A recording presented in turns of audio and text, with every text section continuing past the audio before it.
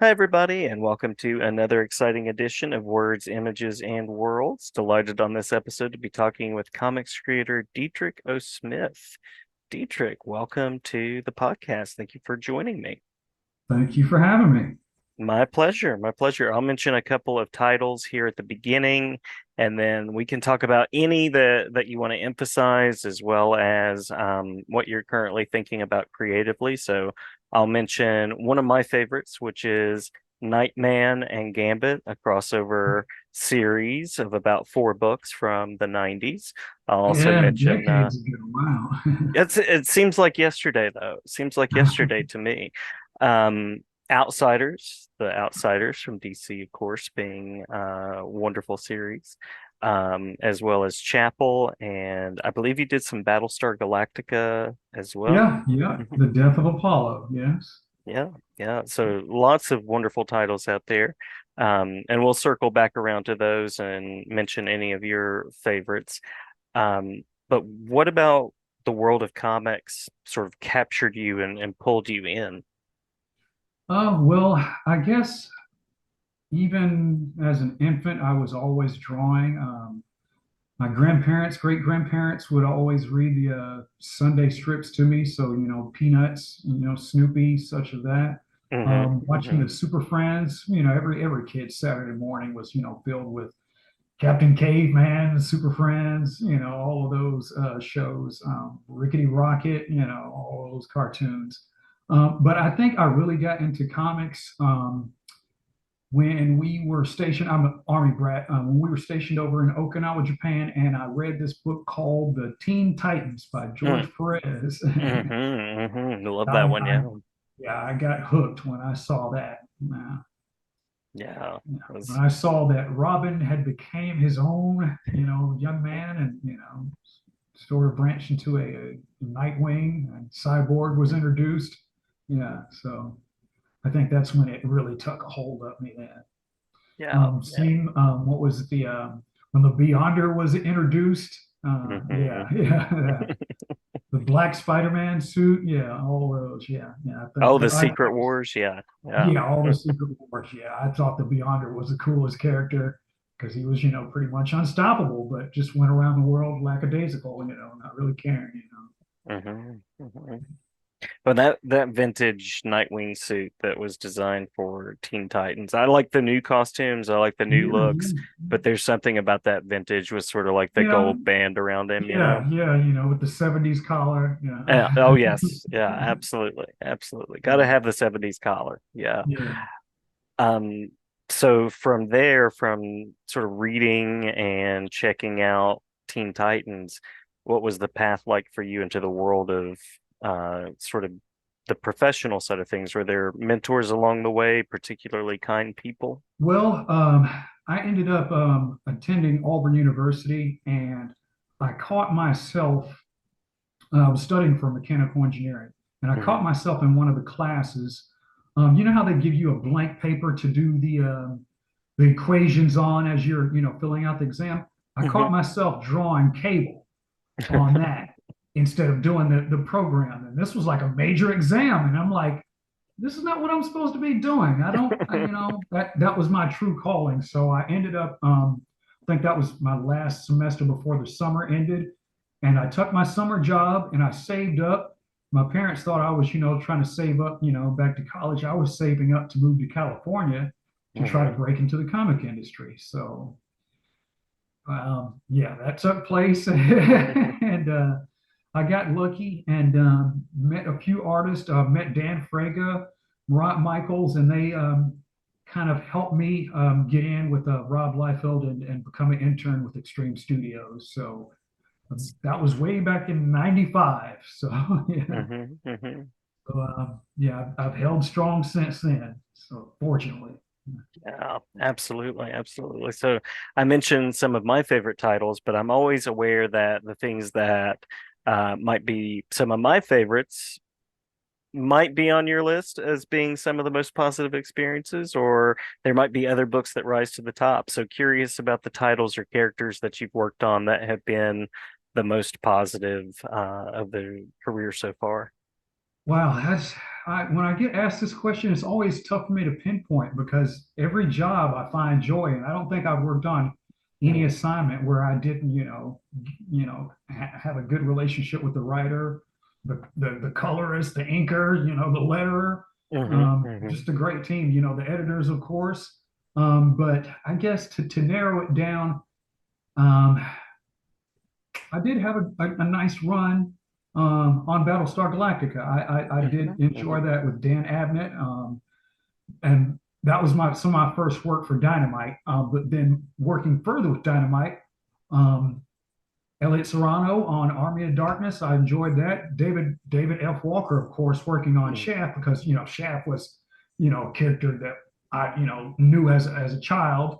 mhm, Um, mhm, uh, Bionic Man was a character that I really enjoyed because every kid loved watching Lee Majors back in the day. Um, mhm, mhm, but I guess my current ones was working with Victor on the Destroyer. That was great. But I guess working with David on Shaft was really good because he took a different approach to writing it. David had everything scripted out, but he pretty much waited until he saw my pages. oh, then uh-huh, he then he sort of adapted his script to how I drew things, and I thought that was a clever take. I never worked with anybody like that before. Usually when the writer writes it, that's what it sticks to. But he molded mhm, it to how I interpreted it visually. So I thought that was great. But working with Victor on Destroyer, just the issues that it tackled, the social issues that it took that it tackled, I thought was very relevant at the time, and it's still relevant right now. yeah, Um, my well, I wouldn't say current, but my latest book that I worked on was with Riot Games, Riot Forge, the League of Legends crew. I think I mhm, had an enjoyment working on that mainly because of my editors. I had some of the greatest editors. Molly Mahan and Sabrina Futch were my two editors on that for Riot Forge. Um, just great editors. I just never felt so at ease. mhm, You have mhm. deadlines, but they always kept me at ease with those deadlines. Nice. I was also working on that as um, COVID was on a decline, but there were unfortunately a few deaths in my family because of it, and they Mhm, helped me along the way through that. mhm. So I enjoyed working with them. They helped me out through some Yeah. tough times. Yeah. Shout out to editors for being decent humans and making deadlines seem workable. I love that. Love that. Yeah. And I've had David F. Walker came on sometime over the summer and just a really interesting guy to talk to. So very cool that he collaborated with you in that way as well.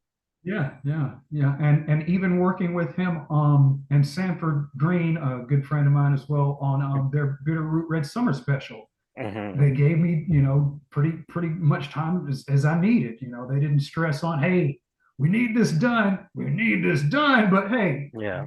do you, man, Yeah. Yeah. so I enjoyed that.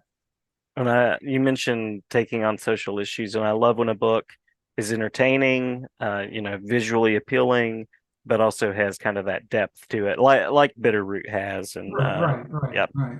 yeah, And like I said, Destroyer took on those social issues, but when you read comics or when you go to a movie, sometimes you want to escape from the real world.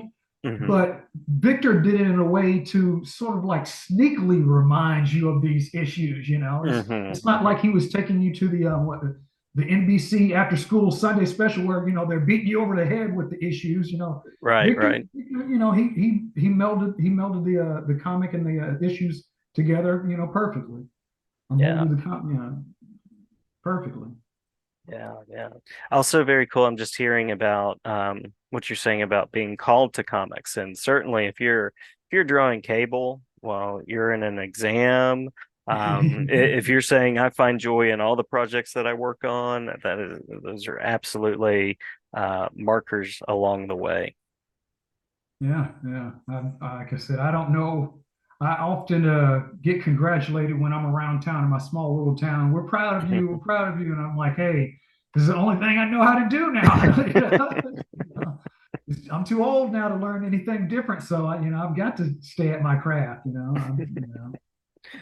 Well, you're doing it well. You're doing it well Thank you, from Battlestar Galactica on. So thank you.